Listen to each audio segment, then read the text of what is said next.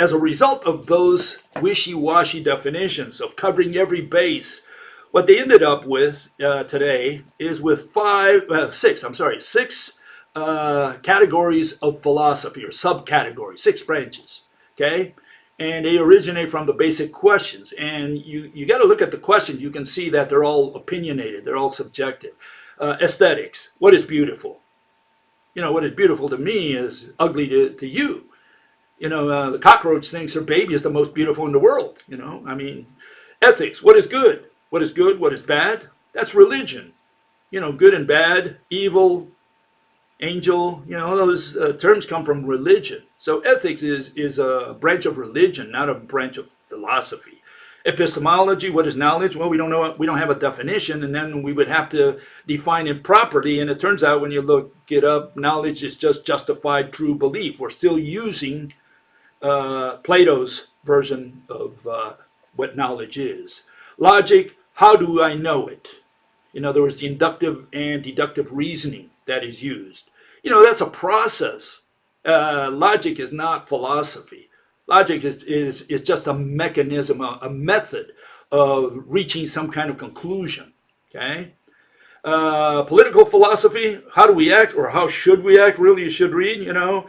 I mean, you know, liberty, justice, property, all that's opinion. You know, what is justice to you is injustice to me. So, you know, a lot of these terms, people think philosophy is just opinion. It's his philosophy, Joe's way of thinking. Is that what philosophy is? That's what we're going to fight over, philosophy, just ways of thinking? No, hopefully we can put it in some kind of scientific, more rigorous context, okay? And then we have the 6th branch, which is the one that's so interesting, you know. This is metaphysics. Okay, and metaphysics, you know, has 2 branches apparently, cosmology and ontology. So we have philosophy, and under that we have metaphysics, and under that we have ontology. So we have all these subcategories of philosophy. So what is ontology? We can skip over cosmology, okay? Ontology deals with questions concerning what entities exist or can be said to exist. Well, I thought that was physics. I think physics has to tell you how this universe runs. Physics has to tell you what exists out there. That's the job of physicists, not of philosophers. This is not a question of that philosophers have to deal with. You know, I think it's very clear, at least under rational science, that if physics deals with objects and physics is the science of existence, then this is in the wrong place completely. And, you know, what happened was, since the 17th century, what they did was, it says there, the scientific method, however, made natural philosophy an empirical and experimental activity, unlike the rest of philosophy. And by the end of the 18th century, it had begun to be called science in order to distinguish it from philosophy. Again, you know, these people, what they did was separate so-called science from philosophy. Like, you know, philosophy is not part of science. And this is where we differ, because we're going to put philosophy back into science. And you're going to say, well, what's the justification for that? What's the reasoning for that? And so let's get into that. Well, first let's go with what's wrong with the current definitions, okay? Let's put this on this side, okay? And the first problem is it's unscientific. Okay, it's an unscientific definition that we have today. In fact, we don't really have a precise definition, as you can see. A lot of it depends on opinions, on subjectivity. Tradition and authority, we inherited this from the Greeks, passed it on for 2,500 years from generation to generation, and we accept it. It's like nobody challenges. It's like nobody says, well, is that philosophy? Is that what philosophy is about? Am I saying that all philosophers in the last 2,500 years were wrong? No, I'm saying they had an irrational definition of philosophy. And that's why people from all the way from Aristotle to Ayn Rand and beyond got it wrong. Not wrong, really. Got it irrational, because they never knew what philosophy is. They never defined philosophy precisely in a way that it can be used consistently. Okay? And a lot of people say, well, you don't need to do that with philosophy because philosophy is just a way of thinking. No. Now, not if we're going to use it objectively, which is what Ayn Rand attempted to do. She called her philosophy objectivism. And it had nothing with, like I said at the beginning, it had nothing to do with objectivism. It was totally subjective, because Ayn Rand continues to put in every word, every sentence she pronounced, she continues to put the observer, senses, sensations, consciousness, knowledge, all those are subjective, all of them. Okay? And so she kept putting subjectivity in there and calls it objective. No. A lot of people don't want the definition I'm going to propose, or rational science proposes, because they want to protect their religion.